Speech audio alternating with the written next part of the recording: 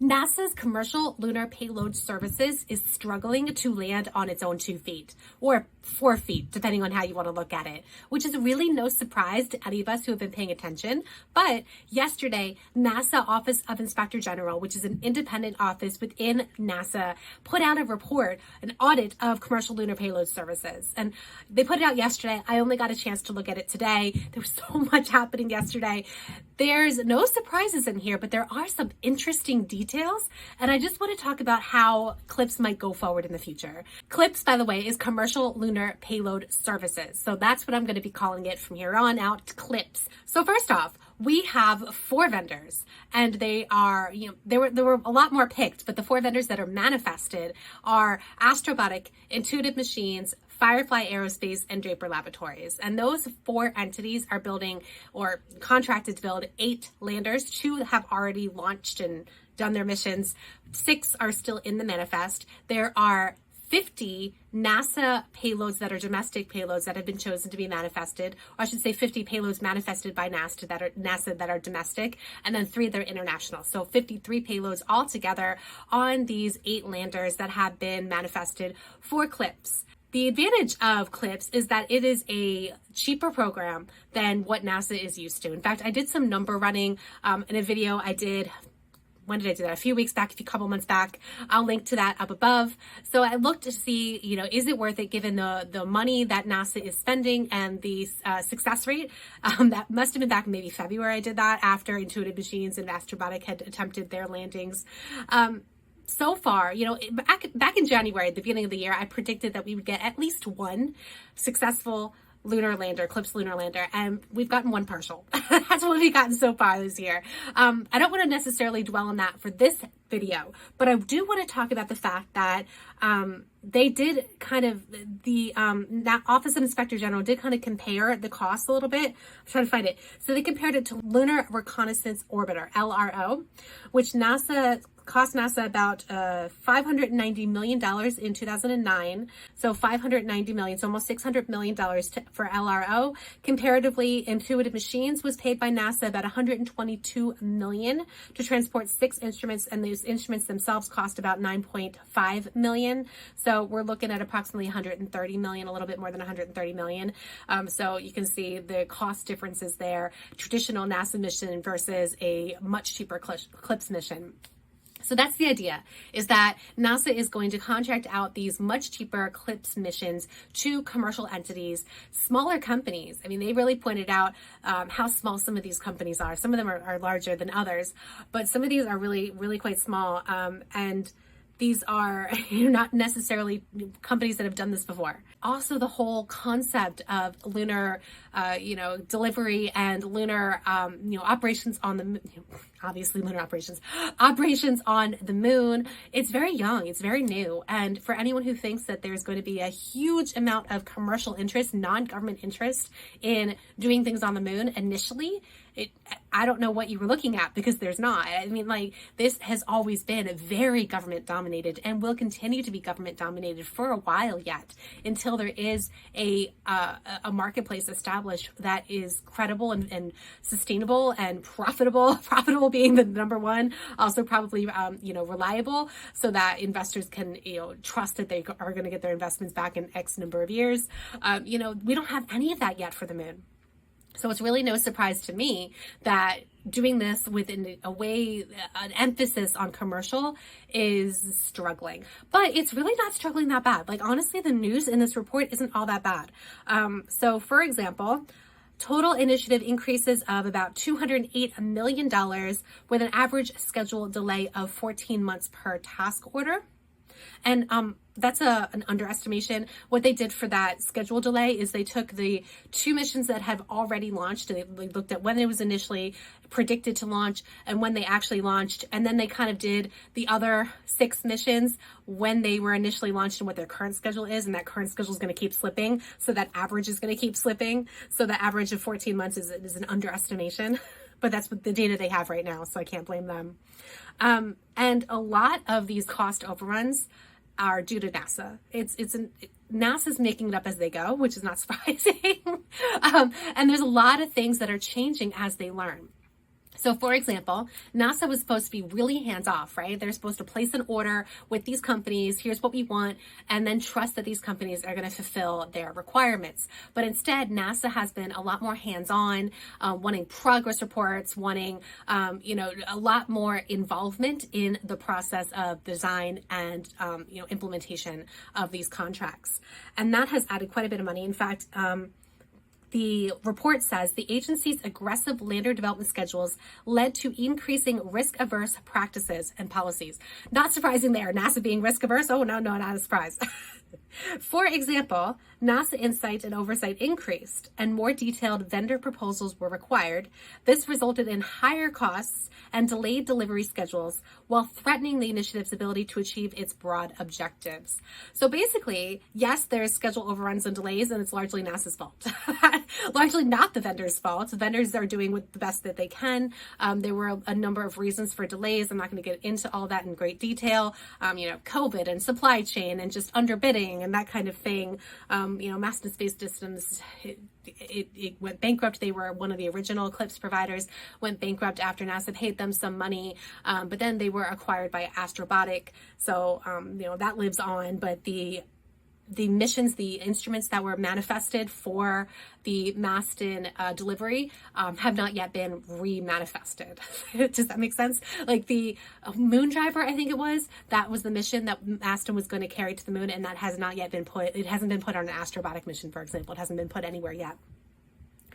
So some of the things that were changed by NASA is schedules, landing sites. Landing sites was a big one. They changed the landing sites around on the moon a lot. So as the Artemis program has progressed, NASA has decided that certain landing sites are more valuable. And so they've told the vendors, the Eclipse providers, that they're changing where they want to go. Also with Viper in particular, that's a particular large mission. That one, the mass estimates have increased. Also because it's a larger mission, and it is more valuable to NASA. They want more oversight on it. So really, it's kind of like NASA's older mentality starting to creep back in of, we're not just going to trust these providers to do this for us. We want to know every step of the way that they're doing what we want. And of course, that's going to add cost. And of course, that's going to add schedule delay. And I do find it funny how they said that, quote, the agency's aggressive lander development schedules, end quote, led to these delays. So because NASA had these aggressive schedules, they have more oversight, which is leading to delays. It's like very cyclical, right? Feedback loop there. So this report talked about some of the things that NASA might want to consider when thinking about firm price contracts. So this CLPS provider initiative, the CLPS initiative was envisioned to be firm fixed price. So NASA pays these contractors for a specific thing at a specific price. And that has really not turned out to be the case. For one, NASA keeps changing its mind on things. And for two, these prices, it's just so new. It's just so never been done before, novel. And so this report talked about how this probably wasn't the best approach for CLPS, even though under these circumstances, NASA probably couldn't have done it another way because its budget is so very limited. Artemis has a large budget when it comes to SLS and Orion and human spaceflight to some degree. It has a very large budget, but it does not have a large budget when it comes to these uncrewed missions, these much smaller instruments, NASA, scientific instruments, research missions. It just does not have a large budget. So I don't know if it could have done a cost plus kind of effort, but the fixed price, it talked about how optimal conditions for a fixed price contract would have been well-defined requirements, a stable market, low financial and technical risks, experienced contractors, and it had none of that. Most of these contractors were not experienced. They had high financial and technical risks. I mean, Maston went bankrupt. There was another company in there that I think got bought by another company. So like there was just fluctuations in even just the companies that were chosen. There's no market. There's no lunar market. So of course there's no stable market and well-defined requirements, and NASA keeps changing its mind. So it had none of those optimal conditions. So the report goes on to say, in fact, vendor issues arising from inexperience, financial risk, and lunar delivery being a new economic sector contributed to cost increases and schedule delays. No surprises there. None of this is a surprise to anybody. So when CLIPS initially started, I was all for it. I think it's a great initiative, but I knew that it was not going to turn out exactly the way that people expected it to, or how it was written, simply because this is such a new area and there is no commercial demand. So I do want to talk about that. So commercial demand, where is it talking about that? 20% of the demand for lunar delivery services came from commercial or international entities. And elsewhere in the document, it didn't break down exactly that 20% what that was, but it talked about how the majority of that 20% was actually international governments and not necessarily commercial entities.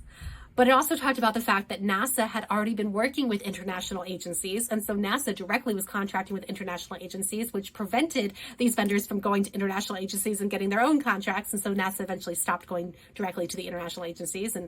But only 20%, 80% is NASA. So 80% of the customers that these CLIPS providers are providing, I don't know if it's customers or contracts or money. It doesn't really say. It just says 20% of the demand. 20% of the demand is commercial or international, and 80% is NASA. And that, it's not a surprise, but it's not a surprise to me. But it might be a surprise to other people who are thinking, okay, NASA's like an anchor tenant. They've used that term when it comes to commercial space stations, anchor tenant. NASA's an anchor tenant here with these CLIPS providers, and they're going to fill their manifest with others. It's too early. And so one of the quotes they got from an anonymous vendor here, CLIPS provider, was that as the missions become successful and, there's a track record, then there's probably going to be increased demand in terms of commercial customers, which I completely agree with. And so far, we've only had 2 CLIPS providers launch missions. One was a failure, one was a partial success. So we haven't seen that track record yet. So if you are a private entity who needs to make a profit, who needs to be held accountable to your board, your stakeholders, whoever, are you going to take that risk when you know that your payload, whatever it happens to be, might not ever make money for you? It might blow up on the way, or it might be in a position where it just can't, because the thing tipped over, the lander tipped over, that it just can't get, the data it needs. So it is high risk right now. And that's exactly where governments can thrive, governments can put in the money because they don't need a return on investment. They can put in that initial money to mature the technology and mature the market. And they don't need necessarily to worry about, getting kind of a profit or, anything back. I mean, they're held accountable to Congress and to U.S. taxpayers in theory. So not at all surprised that there's risk here for the companies, and that there's risk here in terms of the company's customers, the customers they're trying to reach.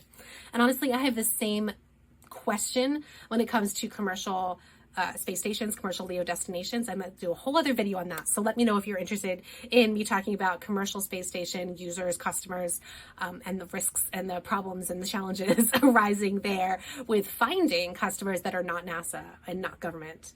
So going on to what this report recommends, it recommends, I'm not going to read these like verbatim, but so first off, NASA had done market research, and apparently that market research was way too optimistic. No surprise there either. This report is recommending that NASA do further market research, new updated market research on the lunar economy. And NASA says they're going to do that within the next year by April. And hey, that's what Astrolytical does, by the way, is we do market research, and our specialty is the emerging lunar economy, or the emerging space economy in general. And so we can do it much quicker than April. By the way, reach out to us. They recommend that NASA reassess NASA's own role in commercial lunar delivery market and finalize a management plan, because NASA itself doesn't have good management over this, over their part of CLIP. Prepare and formalize CLIP's manifest selection board. Strengthen procedures to ensure payload interfaces and requirements are mature enough to minimize charges late in development process, and assess implementations of first Peregrine lander failure on the Viper mission and impacts to CLIP's initiative cost and schedule. This last requirement or recommendation here, number 6, about Viper, kind of surprises me that they even put that in there, because of course they're looking to see what happened with the first astrobotic failure so they can evaluate whether they want to put a big mission like Viper on the next astrobotic mission. Like, duh. Like, obviously that's been ongoing. And in fact, when NASA replied, they said, yeah, that's ongoing. Astrobotic said that they would share the results of their findings on that mission failure, and then use those findings to assess whether Viper should even be on the next mission or not. So no surprise there. One more thing I forgot to talk about was schedule. So NASA isn't the only reason why schedule was a problem, and supply chain and COVID and all these other things isn't the only reason why schedule was a problem.